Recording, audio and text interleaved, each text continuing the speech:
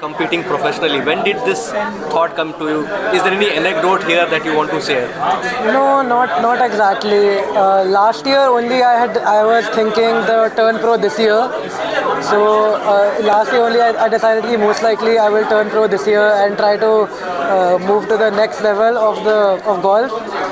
And I got the offer from the IGPL last year. So I turned pro last year, and then this year I've joined the PGTI. So this is my first year on the PGTI. What was what compelled you to leave IGPL and come back to PGTI? Because it was a very contentious Yes. subject, and it has been. Yes. I think the main thing, my goal is to play on the PGA Tour, Arjun sir, and this is how he was able to reach the PGA Tour. So I'm also going to try to follow the same path through the PGTI. And I guess the competition is higher, and just it's similar to this is like the more competitive format with the 4 rounds and with the halfway cut. So this is how all the international tournaments are conducted. So I think that's why it's good to play in the same format and on the higher competition. And How was your stint at IGPL? You describe that. you already won, I think, a It few was titles good. there. No, I came close. I came second 2 times, and I finished fourth in the order of merit, and that's how I got the either I was able to go to the Q school for Asian Tour, and I got the ADT card. So this year I'm going to be playing that as well. It's been over a year since you made that cut, that famous cut. How do you see yourself developed as a golfer? I think the biggest difference is I was an amateur that time. Now I'm a pro, and otherwise I guess it's similar only. Similar routine is not much difference. Just that time I was playing the amateur tournaments, IGU. Now it's going to be PGTI and ADT. Does it bring more pressure once the weight of expectations, pressure? Not really. I don't think about it that much. I just try to focus only on the game and try to play as good as I can. What sort of changes have you brought in your game now that you are a pro? And there's a lot of difference between an amateur and a pro. In the last 1 year, how much of a difference has it made for you in terms of your game?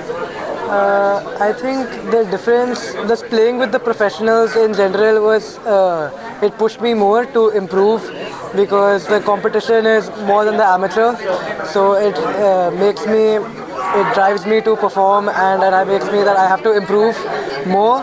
So that kind of motivates me to practice harder so that I can perform and win on the professional level as well. And how many 16-year-olds or 15-year-olds you find on the pro tours? I think very few. Does it feel very lonely because this age gap at times might start doing a lot with a youngster like you when you are competing with the likes of there are legends over there. Yeah, I guess in the junior tournaments and amateur tournaments, I felt more comfortable because most of the players were similar age.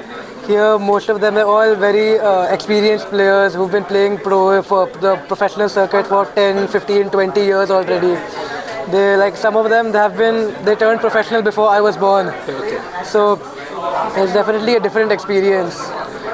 And you think that IGU's help to you to go and all the exposure that you got playing on the Asia Pacific Amateur Championship and all these, how did that help? You were just hinting at that playing as amateur. How does that help you become more confident when you thought of playing professionally and competing against the best? The IGU was very helpful. They selected me in the national team to represent India in a lot of international tournaments like Asia Pacific, Nomura Cup, the Australian Amateur, and South African Amateur. So all of these amateur tournaments, the field there is also very strong, and it helped me prepare for the professional because over there also all the international players, they're very competitive and they play very good. So it helped me prepare because the level there is similar to the professional level. Does it overawe you that you were discussing, you were saying that there were players who were born before or who were playing before you were born.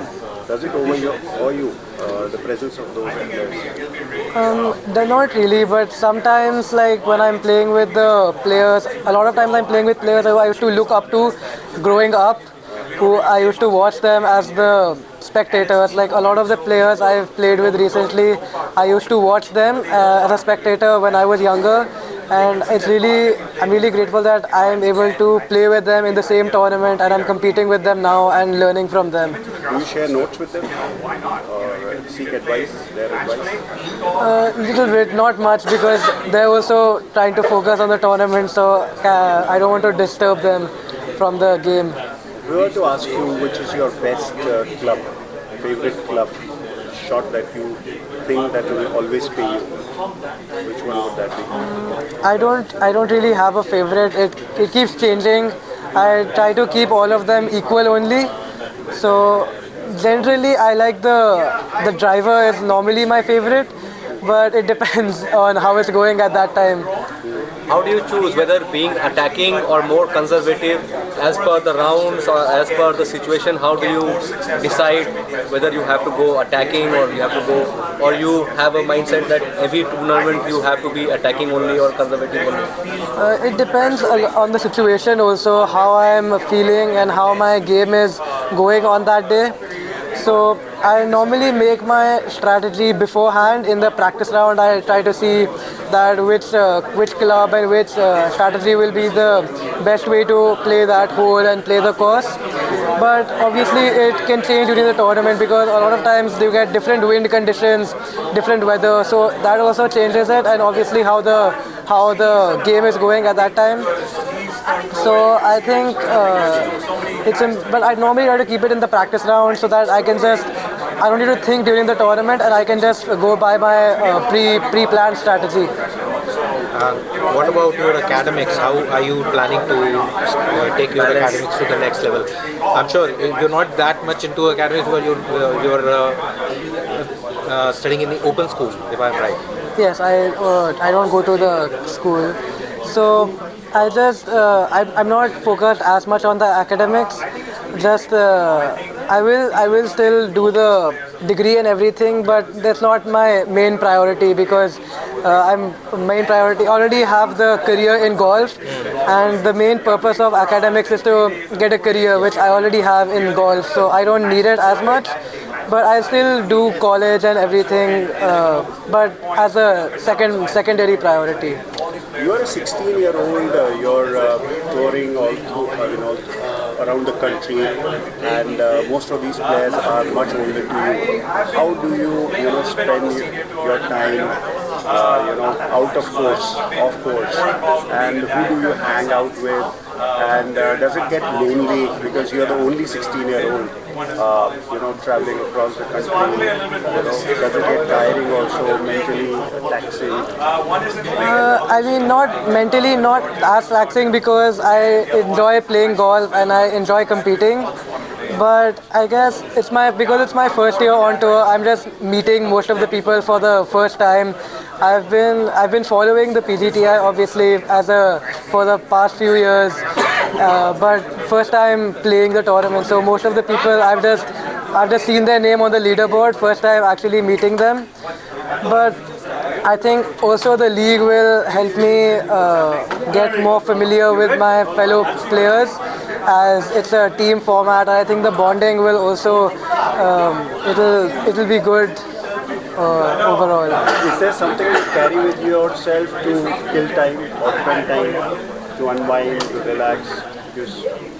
During the tournaments, not much. That's normally because the entire day goes in the tournament only. You go in the morning to practice, and then the round takes 5 hours, and you come back to practice a little bit more, do the stretching and cool down, and the day it almost gets over doing that only. And then in the end you just want to go lie down in the bed and watch TV.